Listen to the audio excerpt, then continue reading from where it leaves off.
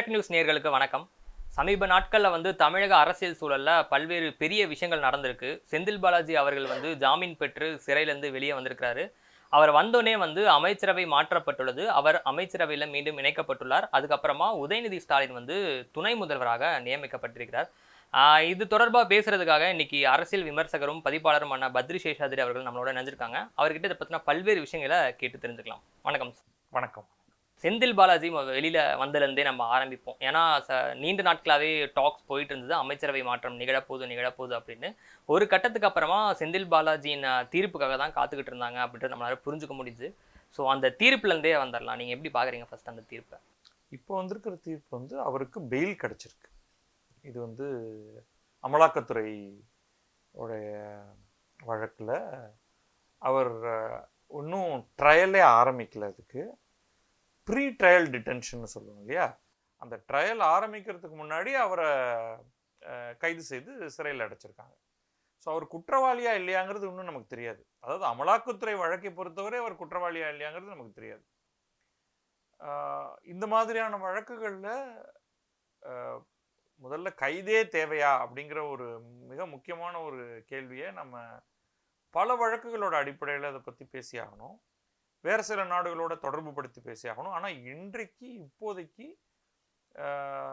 இந்தியாவை பொறுத்த வரைக்கும் இந்த வழக்கில் ட்ரையலுக்கு முன்னாடி கைது செய்யலாம், கைது செய்து உடனடியாக பெயில் தராமல் இழுத்தடிக்கலாம் அப்படிங்கிறத நம்ம பலருடைய சர்க்கம்ஸ்டன்சஸில் பார்த்துருக்கோம். நாட் ஜஸ்ட் செந்தில் பாலாஜி, நம்ம மனிஷ் சிசோதியா இதே இதில் தான் வந்திருக்காரு.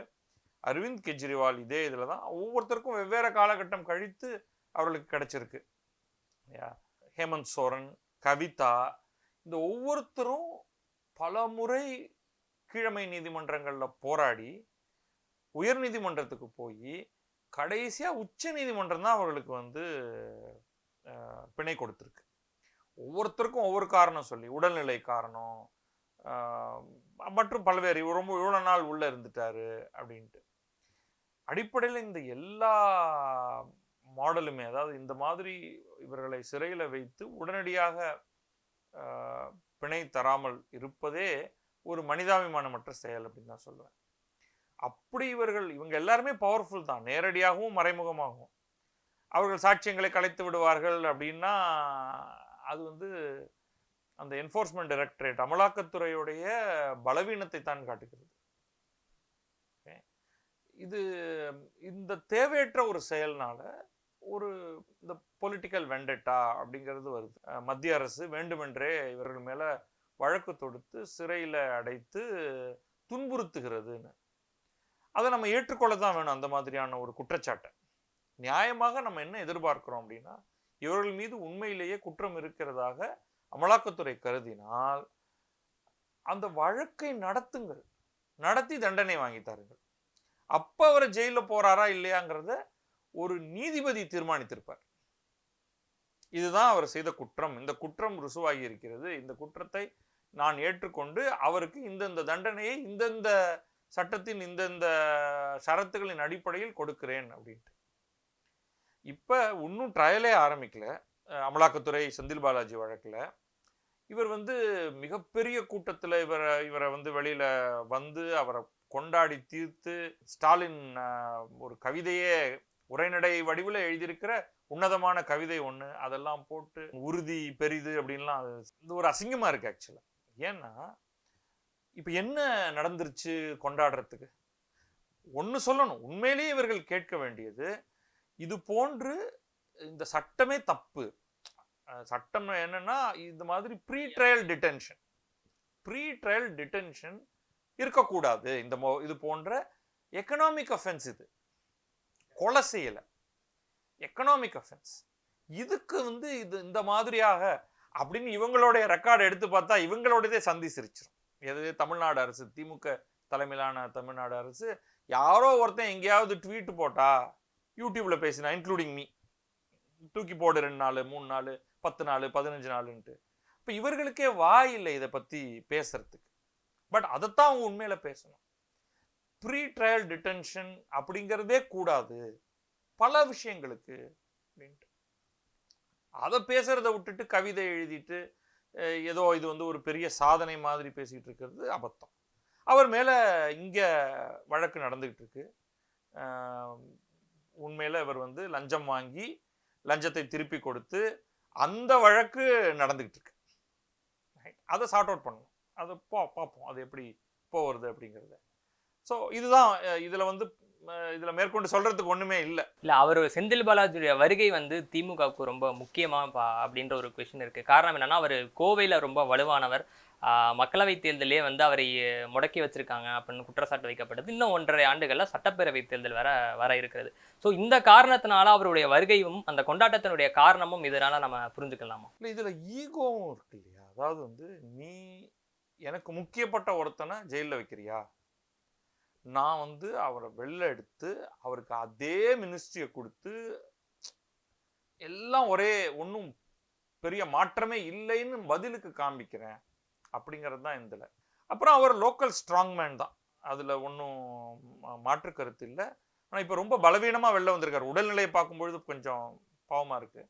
ஸோ அவர் முதல்ல வந்து தன்னை வலுவாக்கிக்கிட்டு அதுக்கு பிறகு தேர்தலில் நிறையா வேலை செய்யணும். இதை திமுகவில் செய்யறதுக்கு வேற யாருமே இல்லையா அப்படின்னா, ஒருவேளை கொங்கு மண்டலத்தில் அதை செய்யறதுக்கு செந்தில் பாலாஜி அளவுக்கான திறமை வாய்ந்தவர்கள் யாரும் இல்லாமல் இருக்கலாம். மற்ற இடங்கள்ல அவர்களுக்கு நிறையா அதற்கான ஆட்கள்லாம் இருக்காங்க. ஆனால் இங்கே வந்து இது ரொம்ப முக்கியம். ஏன்னா அந்த அதிமுகவோட கோட்டை, பாரதிய ஜனதா பர்டிகுலர்லி அண்ணாமலை தலைமையில் அந்த இடத்துல ஒரு பெரிய மாற்றத்தை கொண்டு வரதுக்கு பார்த்துக்கிட்டு இருக்கு. அப்போ இவர்கள் 2 பேரையும் சமாளித்து ஒரு பெரும் இடங்களை கைப்பற்றணும்னா அதற்கு செந்தில் பாலாஜி முக்கியம் அப்படின்னு ஸ்டாலின் கருதுகிறார் அப்படிங்கிறதையும் இது காண்பிக்குது. தலித் அமைச்சர்கள் வந்து எண்ணிக்கை வந்து 4 கூடி இருக்கு. ஒன்று.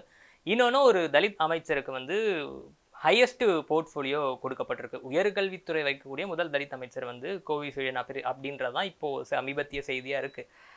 இது எதோ தொடர்ச்சியாக பார்க்குறாங்க அப்படின்னா, சமீப நாட்களில் திருமாவளவன் அவர்களுடைய பேச்சை நீங்கள் பார்த்துருப்பீங்க.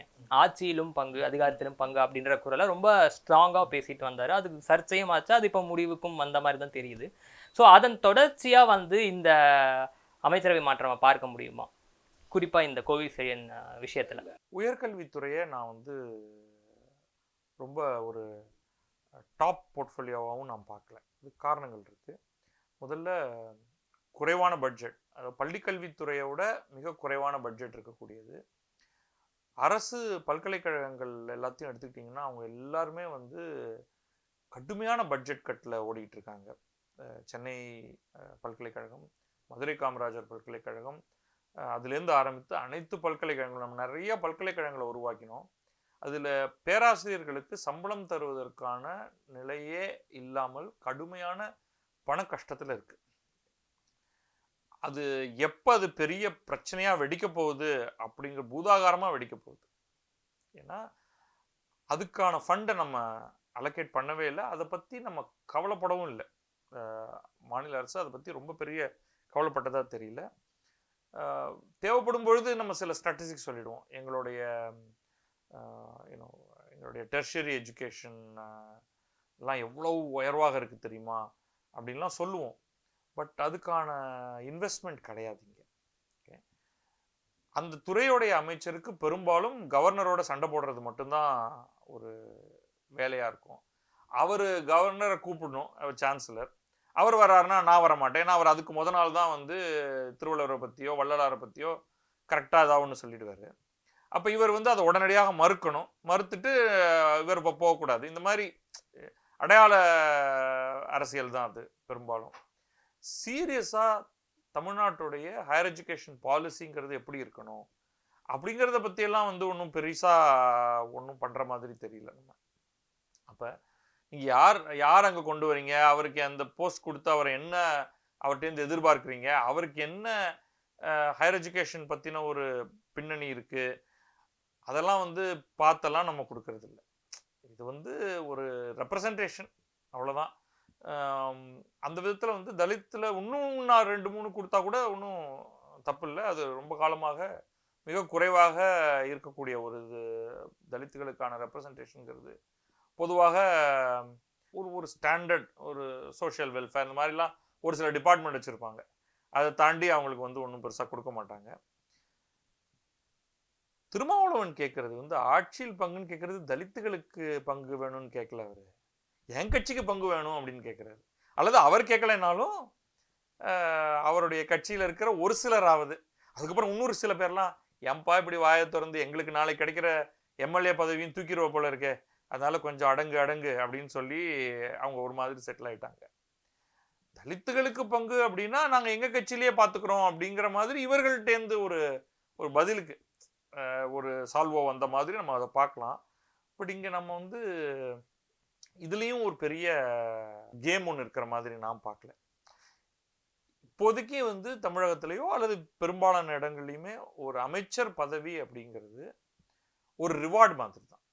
நீங்க ஏதோ பல விதங்கள்ல நீங்க எங்களுக்கு கட்சியில நீங்க உழைச்சு மேலே ஏறி வரீங்க, அதற்காக நான் உங்களுக்கு கொடுக்கக்கூடிய ஒரு ரிவார்டு அப்படின்னு. அதுக்கப்புறம் கொடுத்த துறையை நீங்க நல்லபடியா பண்ணீங்கன்னா கண்டினியூஸா இருப்பீங்க. நல்லபடியானா அதுல வந்து கான்ட்ரவர்சி இல்லாம ஜெனரல் நார்ம்ஸ்னு வச்சுக்கோங்களேன், அதுக்குள்ள இருந்தா ஓகே. ரொம்ப எங்களையே த்ரெட்டன் பண்ற மாதிரி இல்லாம அது ஒரு நீக்கு போக்கா அதை நடந்துக்கிட்டீங்கன்னா கண்டினியூ பண்ணலாம், இல்லைன்னா தூக்கிடுவேன். இப்போ 2 அமைச்சரை ரிமூவ் பண்ணியிருக்காங்க இல்லையா, மனோ தங்கராஜும் செஞ்சி மஸ்தான் கூட இருக்கலாம். பட் நான் அது 2 பேர் சொல்றேன். எதுக்காக அவங்க ரிமூவ் பண்ணாங்க? அங்கே ஏதாவது வேற ஏதாவது பிரச்சனை இருந்ததா? அவர்களுடைய செயல்பாட்டில் ஏதாவது குறை இருந்ததா? பட் அது தேவையும் கிடையாது. நம்மளுடைய சிஸ்டம் படி நீங்க யார் வேண்டுமானாலும் அமைச்சராக நியமிக்கலாம், யாரை வேண்டுமானாலும் எப்பொழுது வேண்டுமானாலும் நீக்கலாம். அப்ப இது வந்து செழியனுக்கு வந்து இந்த துறையை கொடுத்துருக்காங்க அப்படின்னா அது சரி, ஓகே ஃபைன் அப்படின்னு சொல்லிட்டு நம்ம வந்து போயிட்டே இருக்கோம். அவ்வளோ.